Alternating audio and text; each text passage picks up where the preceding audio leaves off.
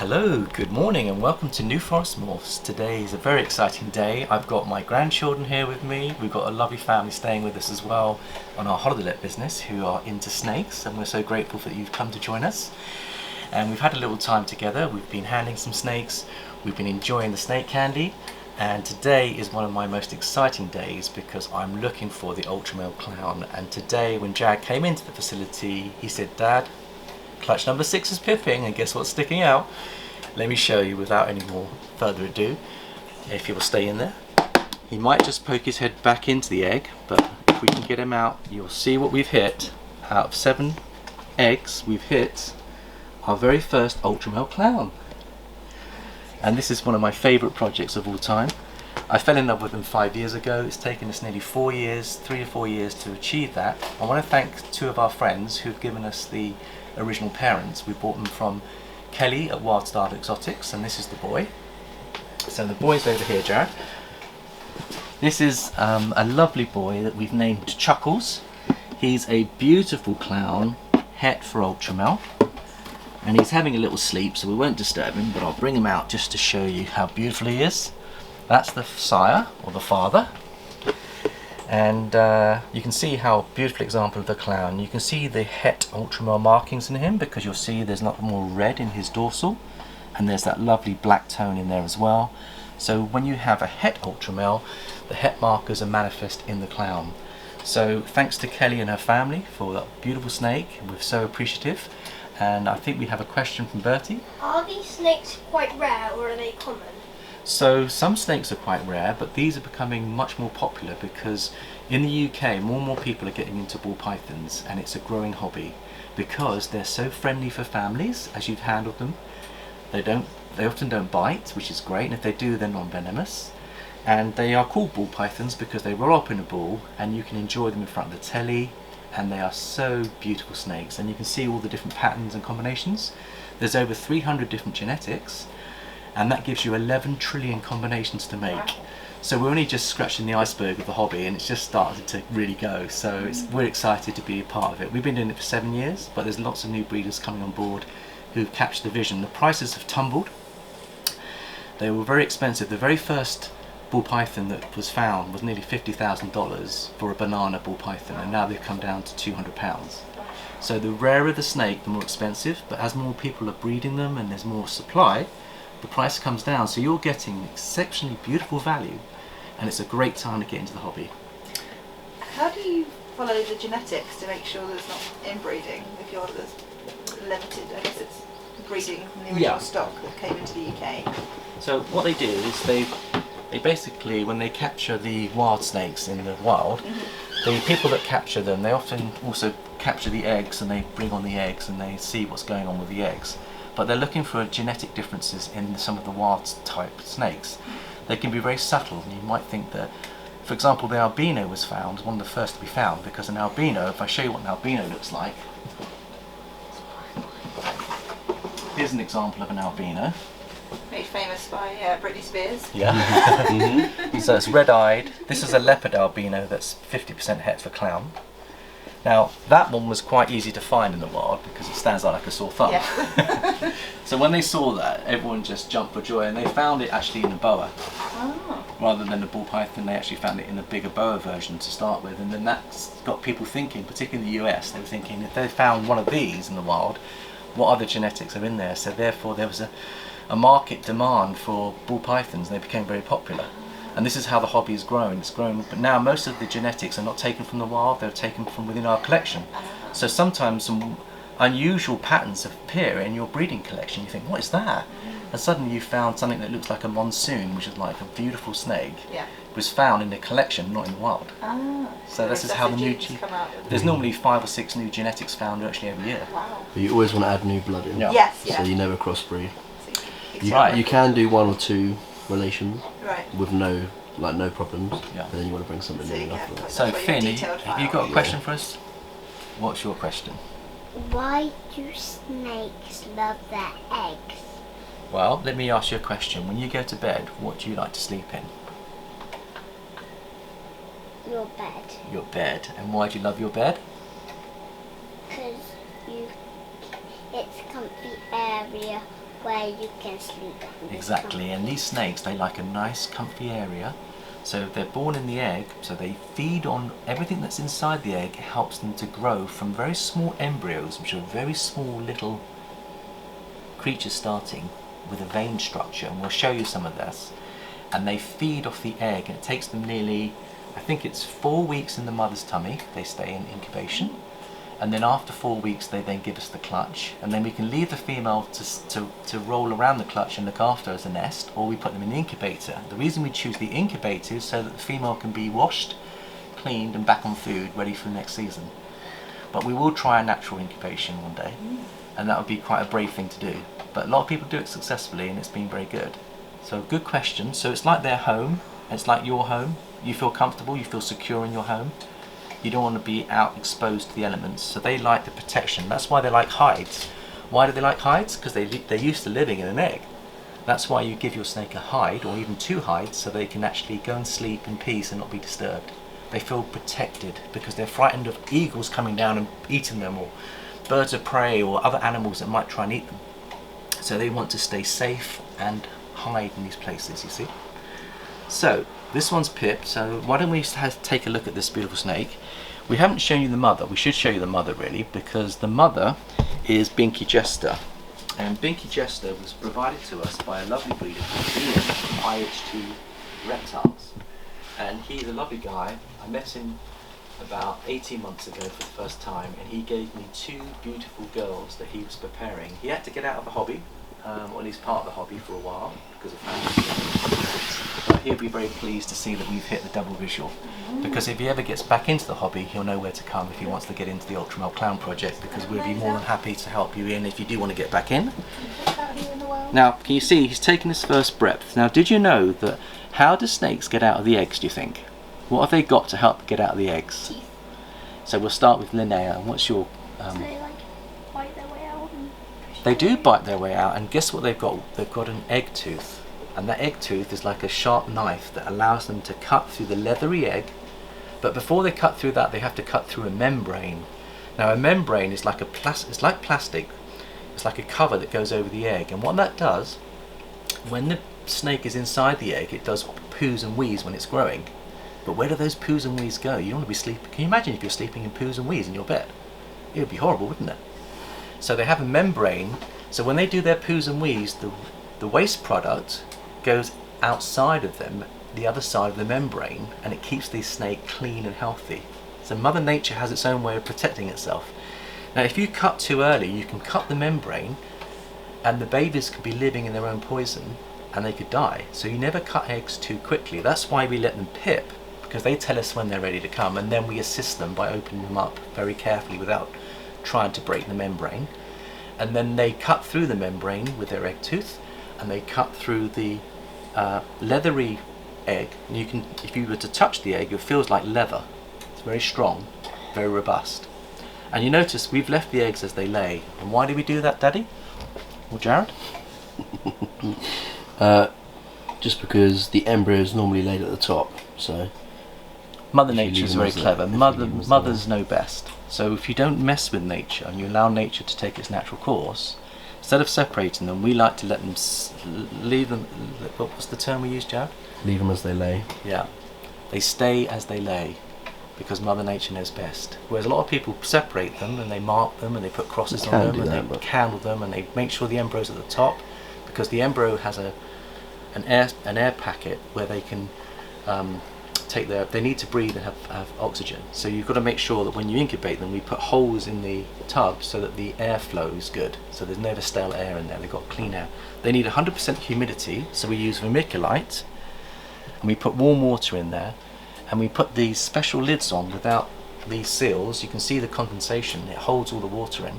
They need to have 100% humidity when they are going through the process of actually growing in the eggs. Whilst also staying dry. I was going to say, It's really hard to do, Jared came up with this idea using the egg crate here. So what that does, it allows them to have moisture, but it doesn't allow them to get too wet. And they touch the moisture, it's just in the air. It works well, and it's something we've done. So I think what we'll do, with any further ado, did you want to show the mother off, Jared? Or have you done that? You have. So thank you, Ian, for that. We also have their sister. We have a second clutch coming on my birthday, which is the 6th of June. and we have 14 eggs. Now, what are the chances of us hitting an Ultramel Clown? We've got a visual clown boy that is het for Ultramel. And we have a pastel.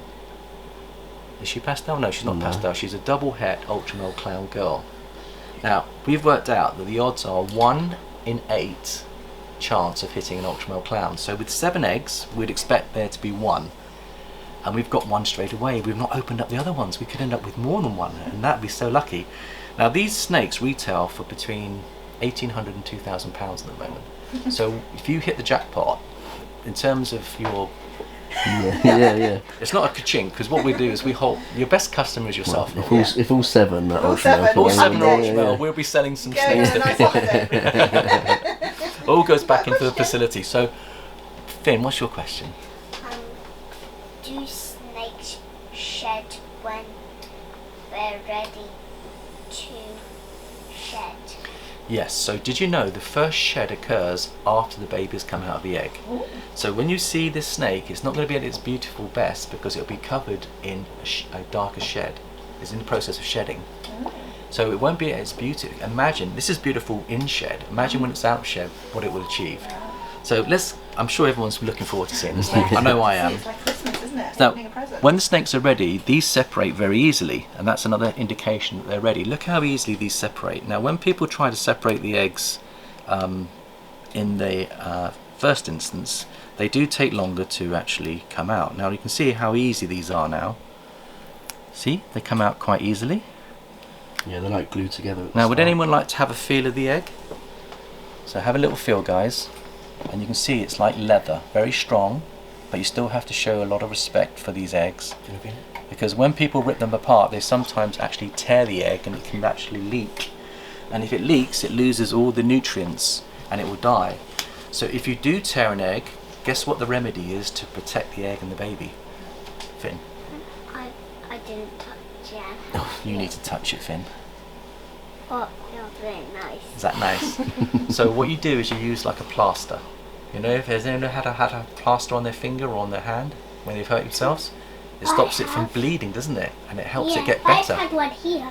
Very good. So you use a plaster or you use like Scotch tape to tape it up. And then if you tape it up, it will go full term. But the key is not to break them in the first place, and that's why we leave them as they lie. If we have a very towering clutch and we can't get the lid on, we have a very tall box for the bigger clutches. So then you don't have to separate them as well. But sometimes you do have to separate. Yeah. And you've got to be very careful. So let's have a little look at this beautiful snake. And I say, this is like, for me, it's my birthday come early. And what we do is when we cut the snake, we follow the line, and we very carefully, if you notice the scissors we have are upturned and they're blunt, they're not that sharp, so that you don't cut the snake. The last thing you want to do is cut your snake. So you always go in carefully and you point the blade towards the leathery egg away from the snake so you don't damage the snake, and then you cut a little window to have a look and see how he's doing, like that.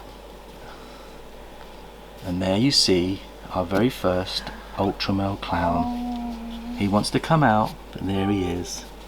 And if I come over this side here, I can actually open up a flap.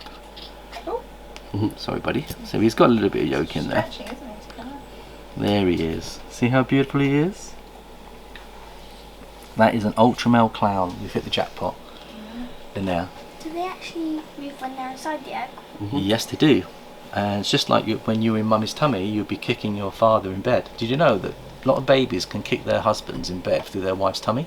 So babies are kicking, and the same with these babies. They show themselves, they kick up, they move around. Do you think the pattern looks like petals? Yeah, It is Like a stunning. flower. It is absolutely stunning. I am absolutely over the moon and delighted with that. It's such a pretty snake, isn't it? Would you agree? Very pretty. Ultramel Clowns, and how beautiful that is. And we can add further genetics to this to make it even more beautiful. I want to put leopard into this. Leopard will actually make it a darker tone. And you know, you saw that Batman looking snake. Imagine getting leopard into a clown. How beautiful that would be. So really now I've done one. Do you want me to do, maybe we do half each, Jack? You can do more. Are you sure? Yeah. Yeah. I mean, I think. Question? Yeah. Unless you want me to do some. Finn, you've got a question. They are sparkly when they this been in the egg? Like They are shiny. They are quite shiny because they're covered in a little bit of egg glue, aren't they? Not egg goo, not egg glue. We call it egg goo. Okay. And what you try to do, avoid spilling egg goo because they can still be absorbing it. Because they're still connected. Their umbilical cord is connected to a vein structure. That vein structure then is used to actually circulate their blood, but also it allows them to consume the egg. So what they're doing is you don't want to take them out of the egg. A lot of people take them out of the egg at this stage. You leave them in there, let them come when they're ready, because they're still absorbing the egg. If you want big healthy snakes, you leave them and you don't mess with them too much. Okay. So let's have a look at the next one. I think we'll have a look at this one next.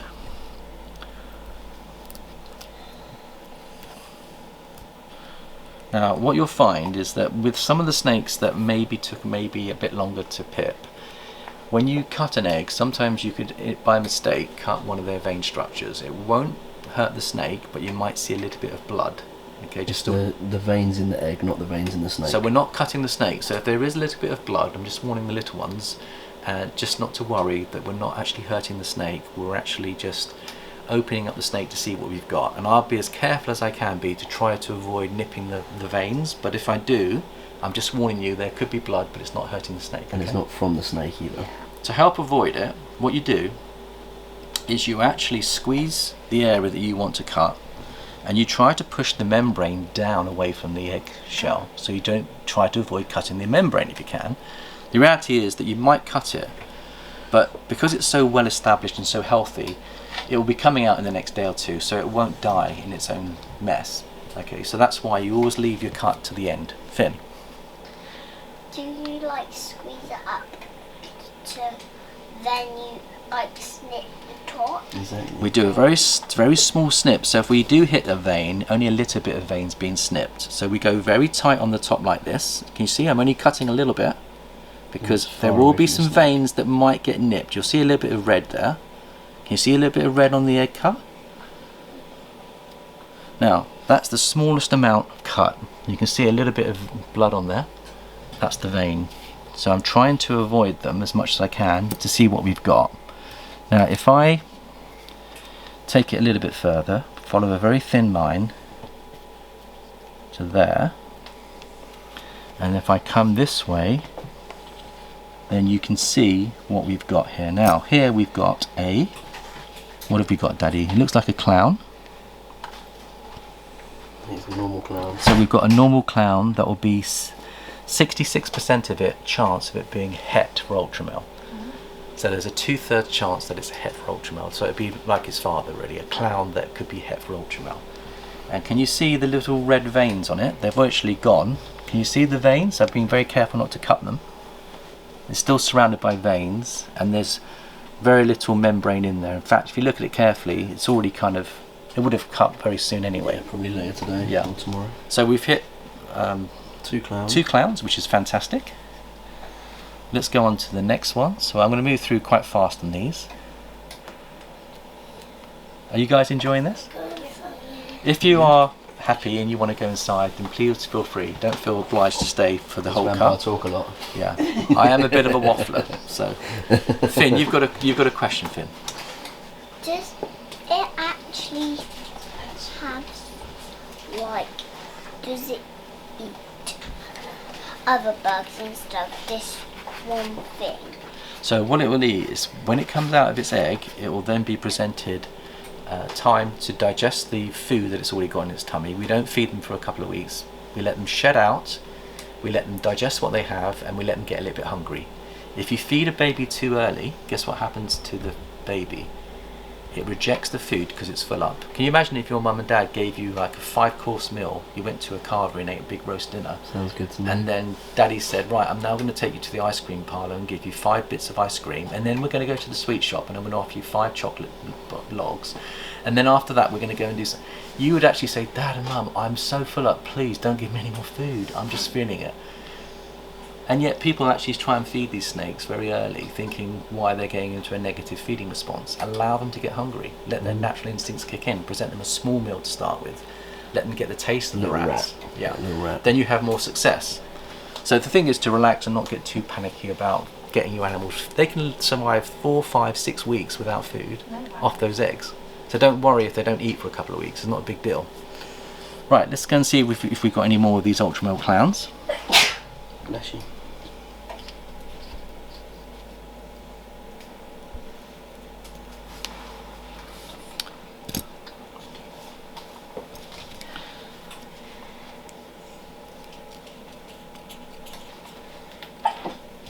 So here we've hit a normal snake. That's a very wild looking snake, but it could be double het for Ultramel Clown, but there's a 66% chance on each case. It'll be 100% het clown. Oh, it'll be 100% het clown and it'll be 60% Ultramel.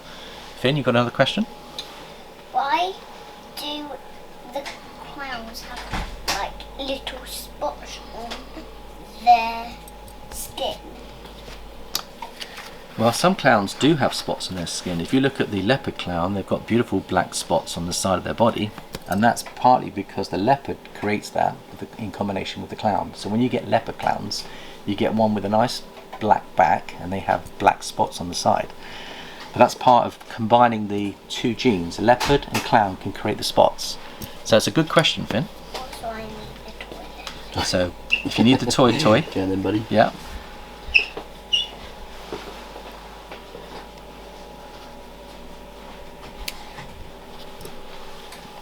What we got there, Jared? It's another double het. Is it a double het? Yeah. It's not a clown, okay. So what gene are you looking for? Yes. It looks So- like that. We're looking for that Ultramel That's the Clown. best one that you can hit. So really keep Done that one one. and then have a few more to sell. That would be. Yeah, well it Really? depends. If we can get males and females, we'll keep all the females Yeah. and one male. And then if we get multiple males, we'll sell. Because you can breed them Exactly. Yeah. and get And then more. if you bred an Ultramel Clown to an Ultramel Clown, every baby would look like that. So this one is another normal looking. So I think we've got really lucky with the first one, Jared. Well, we've got 2 more eggs. Yeah. It'd be nice to hit an Ultramel het clown as well. if Can we you could. tell us a male and female at this age? Not at this age. When they're out of the egg, you can. But But not when at they're in this the age. It would be ideal to have a boy. If that one is a boy, within a year we can get him ready to breed.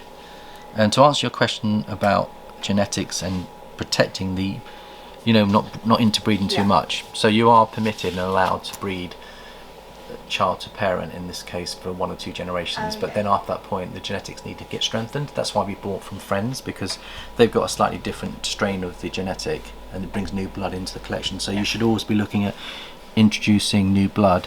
The clown. There we have a clown that is 66% het for Ultramel. So it's 3 clowns and 3 normals. We should get half of them should be clowns, shouldn't they? So this one, hopefully. Yeah, but I think I'm just pleased, Jared, to get one. Yeah. It's wonderful. So Especially after 5 years. That's yeah, very exciting. yeah. Well, we've had the project for. Well, I wanted it for 5 years. I think we've had the project for 2 years, so it's not been Is too this the bad. rarest one you've bred so far then? I think Yeah, it's that one of the is. rarest. I think it's our first double visual, isn't it? Yeah, that is. Beautiful. This girl needs a floral name, I think. Yeah, yeah. So pretty.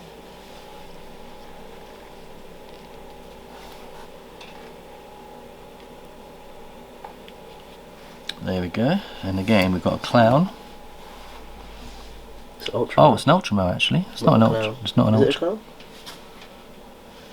It's Ultramel for sure. I don't know if it's a clown though. See, it's yellowy. Yeah, it's like So that. there's another Ultramel. But I don't know if it's a clown yet. Let's have a little look. So you want an Ultramel Clown? Yeah.